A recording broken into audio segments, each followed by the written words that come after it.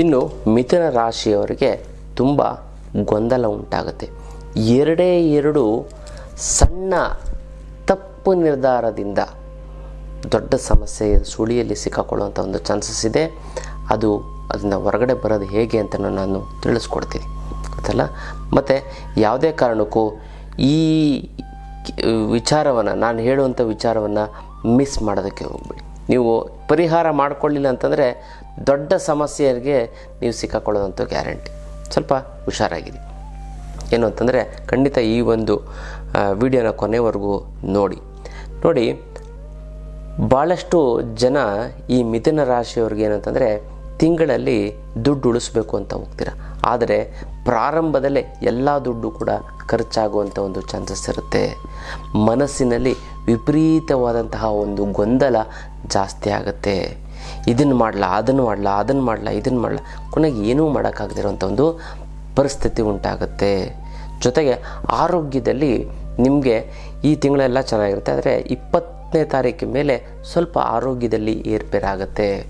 ಮನಸ್ಸಿನ ಸ್ಥಿತಿ ಗೊಂದಲಮಯ ಕನ್ಫ್ಯೂಷನ್ಸಲ್ಲಿ ಇರುತ್ತೆ. ಅದಕ್ಕೋಸ್ಕರ ನೀವೇನು ಮಾಡಬೇಕು ಅಂತಂದರೆ ನೀವು ಸ್ಫಟಿಕದ ಮಾಲೆಯನ್ನು ಧರಿಸಿಕೊಳ್ಳಬೇಕು. ನೋಡಿ, ಸ್ಫಟಿಕದ ಮಾಲೆಯನ್ನು ಧರಿಸೋದ್ರಿಂದ ನಿಮ್ಮ ಮನಸ್ಸಿನ ಶಾಂತಿ ನೆಮ್ಮದಿ ಉಂಟಾಗುತ್ತೆ. ಹುಣ್ಣಿಮೆಯ ದಿನವಾದರೂ ಕೂಡ ಒಂದು ದಿನ ಸ್ಫಟಿಕ ಮಾಲೆಯನ್ನು ನಾನು ಹೇಳಿದ ತಕ್ಷಣ ಮಿಥುನ ರಾಶಿಯ ಸ್ಫಟಿಕದ ಮಾಲೆ ಧರಿಸ್ಬಿಡಿ.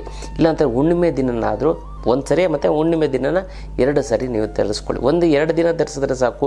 ಇಡೀ ದಿನ ನಿಮಗೆ ಮನಸ್ಸು ಶಾಂತವಾಗಿರುತ್ತೆ. ಇಡೀ ದಿನ ಮತ್ತು ತಿಂಗಳು ಎರಡೂ ಕೂಡ ಇದಾಗಿರುತ್ತೆ. 1ನೇ ತಾರೀಕಿಂದ 12ನೇ ತಾರೀಕುವರೆಗೂ ನೀವು ತುಂಬ ಆಪರ್ಚುನಿಟೀಸ್ ಬರುತ್ತೆ. ದುಡ್ಡು ಲಾಭ ಮಾಡುವಂತಹ ಒಂದು ಇದನ್ನು ತಂದು ಕೊಡುತ್ತೆ. ಆದರೆ ಮಧ್ಯವರ್ತಿಗಳು ಇದನ್ನು ಕೆಡಿಸ್ಬಿಡ್ತಾರೆ. ಹುಷಾರಾಗಿರಿ ಅದಲ್ಲ. ಜೊತೆಗೆ ಯಾವುದೇ ಒಂದು ಕೆಲಸವನ್ನು ಪ್ರಾರಂಭ ಮಾಡ್ತು ಅಂತಂದರೆ ಅದನ್ನು ಯಾವುದೇ ಕಾರಣಕ್ಕೂ ನಿಲ್ಲಿಸಬಾರದು. ದೇವರೊಂದು ಕೃಪೆ ಇರಬೇಕು. ಅದಕ್ಕೋಸ್ಕರ ನಾವು ಆಧ್ಯಾತ್ಮ ಪ್ರಯಾಣ ಮಾಡ್ತಾಯಿದ್ದೀವಿ. ಈ ಒಂದು ತಿಂಗಳು ಏನು ಅಂತಂದರೆ ಮುಂದಿನ ತಿಂಗಳು ಮಾರ್ಚ್ ತಿಂಗಳಲ್ಲೇನೆ ಕೊನೆಯಲ್ಲಿ ನಾವು ಕೇರಳ ಅನಂತ ಪದ್ಮನಾಭ ಮತ್ತು ಗುರುವಾಯೂರಿಗೆ ಹೋಗ್ತಾ ಇದ್ದೀವಿ. ಜೊತೆಗೆ ಅದರ ಮುಂದಿನ ತಿಂಗಳು ಕಾಮಾಖ್ಯ ದೇವಿಗೆ ಒಂದು ಇದಕ್ಕೆ ಹೋಗ್ತಾ ಇದ್ದೀವಿ. ಅದರ ಮುಂದಿನ ತಿಂಗಳು ಪುರಿ ಜಗನ್ನಾಥಕ್ಕೆ ಹೋಗ್ತಾ ಇದ್ದೀವಿ. ಅದೇ ಮುಂದಿನ ತಿಂಗಳು ಕಾಶಿ ಮತ್ತು ಅಯೋಧ್ಯೆಗೆ ಹೋಗ್ತೀವಿ. ಪ್ರತಿ ತಿಂಗಳು ವಿಶೇಷವಾದಂಥ ಒಂದು ದೈವ ದರ್ಶನವನ್ನು ನಾವು ಮಾಡಿಸ್ತಾ ಇದ್ದೀವಿ. ಮಿಸ್ ಮಾಡದೆ ಆಧ್ಯಾತ್ಮ ಗುರುಗಳ ಜೊತೆ ಹೋಗಿ ಬಂದು ಅಲ್ಲಿ ರಹಸ್ಯಮಯವಾದಂಥ ವಿಶೇಷವಾದಂಥ ವಿಚಾರವನ್ನು ತಿಳ್ಕೊಂಡು ಬರ್ಬೋದು. ಜೊತೆಗೆ ಇನ್ನೊಂದೇನಂತಂದರೆ ಈ ಮಿಥುನ ರಾಶಿಯವರಿಗೆ ಸ್ನೇಹಿತರಿಂದ ಒಳ್ಳೆಯದಾದರೂ ಕೂಡ ಕೊನೆಯಲ್ಲಿ ಆ ಸ್ನೇಹಿತರ ಒಂದು ವಿಚಾರವನ್ನು ಅಥವಾ ಏನೋ ಒಂದು ಹೆಲ್ಪ್ ಮಾಡಿರ್ತಾರೆ, ಅದು ನಿಮಗೆ ಕೆಟ್ಟದಾಗ್ತವೆ. ಅವ್ರು ಏನೋ ಸಮಸ್ಯೆಗೆ ದುಡ್ಡು ಕೊಟ್ಬಿಟ್ಟಿರ್ತಾರೆ, ಆದರೆ ಅದು 4ರಷ್ಟು ವಸೂಲಿ ಮಾಡ್ತಾರೆ. ಅದಕ್ಕೋಸ್ಕರ ಸ್ನೇಹಿತರ ಹತ್ರ ಯಾವುದೇ ರೀತಿಯಾದಂಥ ಒಂದು ಸಹಾಯವನ್ನು ಬೇಡಬೇಡಿ. ನಿಮ್ಮ ಒಂದು ಕಾಲ ಮೇಲೆ ನಿಂತ್ಕೊಳ್ಳಿ. ಎಷ್ಟೇ ಕಷ್ಟ ಆದರೂ ನೀವೇ ಆ ಸಮಸ್ಯೆನ ನೀವು ಸರಿ ಮಾಡ್ಕೊಳ್ಳಿ. ಒಂದು ತಪ್ಪು ನಿರ್ಧಾರವನ್ನು ನೀವು ಕೂಡ ತೆಗೆದುಕೊಳ್ಳಬಾರದು ಅಂತಂದರೆ ನೀವು ವಿಶೇಷವಾಗಿ ಏನು ಅಂತಂದರೆ ಈಶ್ವರನ ತಲೆ ಮೇಲೆ ಬಂದಿರುವಂಥ ಒಂದು ಅಭಿಷೇಕದ ನೀರನ್ನು ತೀರ್ಥವಾಗಿ ಸೇವನೆ ಮಾಡ್ತಂದರೆ ಸಾಕು. ಪ್ರತಿ ಸೋಮವಾರ ಪುರೋಹಿತರಿಗೆ ಹೇಳ್ತು ಅಂತ ನಿಮ್ಮ ಮನೆ ಹತ್ರ ಇರುವಂಥ ಈಶ್ವರನ ಗುಡಿಗೆ ಒಂಚೂರು ಅಭಿಷೇಕ ಮಾಡಿ ತೀರ್ಥ ಕೊಡಿ ಅಂತ ಖಂಡಿತವಾಗ್ಲೂ ಕೊಡ್ತಾರೆ. ಅದನ್ನು ತೊಗೊಂಡು ನೀವು ಸೇವನೆ ಮಾಡೋದ್ರಿಂದ ನೀವು ಯಾವುದೇ ರೀತಿಯಿಂದ ತಪ್ಪು ನಿರ್ಧಾರವನ್ನು ನೀವು ತೊಗೊಳ್ಳೋ. ಯಾಕಂದರೆ ಚಂದ್ರನಂದರೆ ಮನೋಕಾರಕ, ಅದನ್ನು ಅದ್ಭುತದಲ್ಲಿ ಇಟ್ಕೊಂಡಿರುವಂಥದ್ದು ಈಶ್ವರ ಗೊತ್ತಲ್ಲ. ಹಣಕಾಸಿನಲ್ಲಿ ನಿಮಗೆ ಏನು ಅಂತಂದರೆ ಮೋಸ ಮಾಡುವಂಥ ಒಂದು ಚಾನ್ಸಸ್ಗಳಿರುತ್ತೆ. ಕೊಟ್ಟು ತೊಗೊಳ್ಳುವಂಥ ಒಂದು ವ್ಯವಹಾರದಲ್ಲಿ ತುಂಬ ಕೇರ್ಫುಲ್ ಆಗಿರಬೇಕು. ಮೋಸ ಅಂತಂದರೆ ಜಾಸ್ತಿ ದುಡ್ಡು ತೊಗೊಬಿಡ್ತಾರೆ. ಅಂದರೆ ದುಡ್ಡು ಫುಲ್ಲು ಹೋಗಲ್ಲ. ನೀವು 10 ರೂಪಾಯಿ ಅವ್ರು ಲಾಭ ಮಾಡ್ಕೊಳ್ಳೋದಾಗ 50 ರೂಪಾಯಿ ಲಾಭ ಮಾಡ್ಕೊಬಿಡ್ತಾರೆ. ಅದು ನಿಮಗೆ ಲಾಸ್ ಆದಂತೆ ಲೆಕ್ಕ, ಮೋಸ ಹೋದಂತೆ ತಾನೇ ಲೆಕ್ಕ. ಅದಕ್ಕೋಸ್ಕರ ತುಂಬ ಕೇರ್ಫುಲ್ಲಾಗಿ ಹಣಕಾಸಿಗೆ ತಲೆ ಕೆಡಿಸ್ಕೊಬೇಡಿ. ಅಷ್ಟಲಕ್ಷ್ಮಿ ಯಂತ್ರ ಇದೆಯಲ್ಲ, ನಿಮ್ಮ ಎಲ್ಲ ಸಮಸ್ಯೆಗಳನ್ನು ಬಗೆಹರಿಸ್ಬಿಡ್ತದೆ. ಅದನ್ನೊಂದು ಇಟ್ಕೊಬಿಡ್ತು ಅಂತಂದರೆ ಸಾಕು. ನೀವು ಅದ್ರ ಬಗ್ಗೆ ನೀವು ತಲೆ ಕೆಡಿಸ್ಕೊ, ಬೇರೆ ಅದ್ರ ಬಗ್ಗೆ ನೀವು ತಲೆ ಕೆಡಿಸ್ಕೊಳ್ಳಿ ಗೊತ್ತಲ್ಲ. ಅಂಥ ಒಂದು ಅದ್ಭುತವಾದಂಥ ಒಂದು ಅಷ್ಟಲಕ್ಷ್ಮಿ ಯಂತ್ರ ಕರ್ಮ ಕಳೆದಿರೆ ಮತ್ತೆ ತೊಗೊಳಕ್ಕಾಗೋದು. ಇದಕ್ಕೆ ಸಾಲ ತುಂಬ ಬೇಗ ಸಾಲವನ್ನು ತೀರಿಸುವಂಥ ಒಂದು ಅದ್ಭುತವಾದಂಥ ಒಂದು ಚಮತ್ಕಾರಿ ಒಂದು ಯಂತ್ರ ಅಂತಲೇ ಹೇಳ್ಬೋದು. ತುಂಬ ಜನ ಅದರ ಉಪಯೋಗವನ್ನು ಪಡ್ಕೊಂಡಿದ್ದಾರೆ. ಸಾವಿರಾರು ಜನ ಅದನ್ನು ಉಪಯೋಗವನ್ನು ಪಡ್ಕೊಂಡಿದ್ದಾರೆ. ನೀವು ಆ ಒಂದು ಯಂತ್ರವನ್ನು ಉಪಯೋಗವನ್ನು ಪಡ್ಕೊಳ್ಳಿ.